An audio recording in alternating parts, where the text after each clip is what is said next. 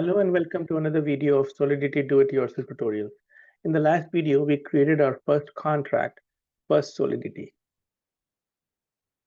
In this video, we are going to look at different data types. Now, just a quick recap, in the previous video, we did public as a keyword to your variable blank balance, and that was able to show up as a button over here. Now, we are going to look at different data types that are available in Solidity, and we are going to create some additional variables for our use case of the smart contract. So the first one is Boolean bool, which is going to be true or false. Public, again, the variable is public. Overdraft flag. So is your account in overdraft or not? String.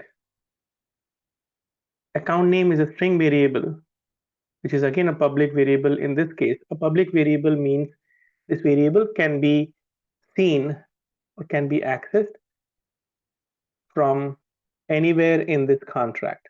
And this is also available as a button on your contract once it is deployed over here.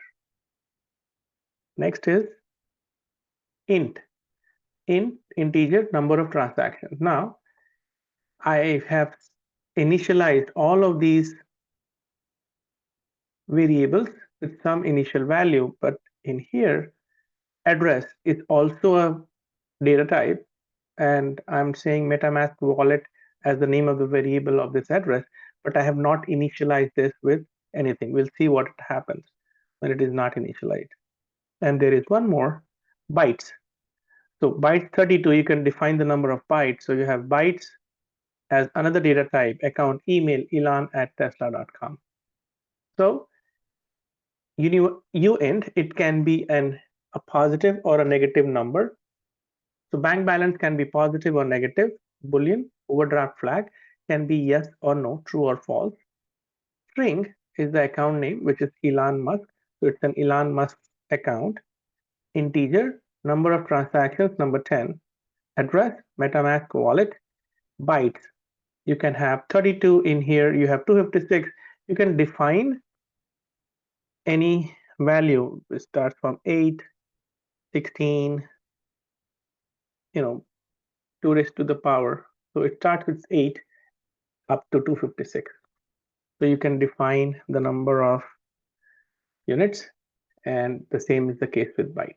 String is basically bytes, a set of bytes. So uint, Boolean, string, integer, address, and bytes. Now let's deploy this contract.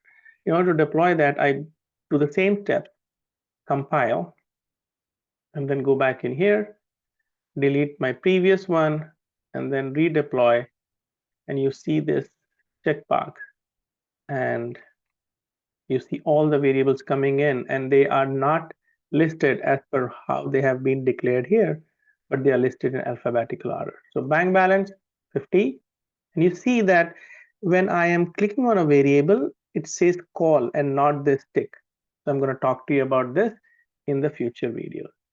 Account email, sorry, yep, email, it should be, so it converted into bytes. So you have this elon@tesla.com converted into bytes 32.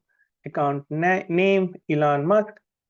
I'm going to come to MetaMask wallet later. Number of transactions, 10. You see 10 over here. Overdraft. And then MetaMask, because we have not initialized with a value, it shows a default all zeros. So 0x and all zeros. And that is how you can define all the variables along in this code. Now, in our previous set of videos, we have been talking about this Solidity versions. Now, if I can put a caret here, a caret like this, and up arrow caret like this, that means that any version of 8.8 or above could work. Now, You can also do like this, saying that greater than or equal to 8.8 or less than 0.8.8. So it depends upon how you want to do it.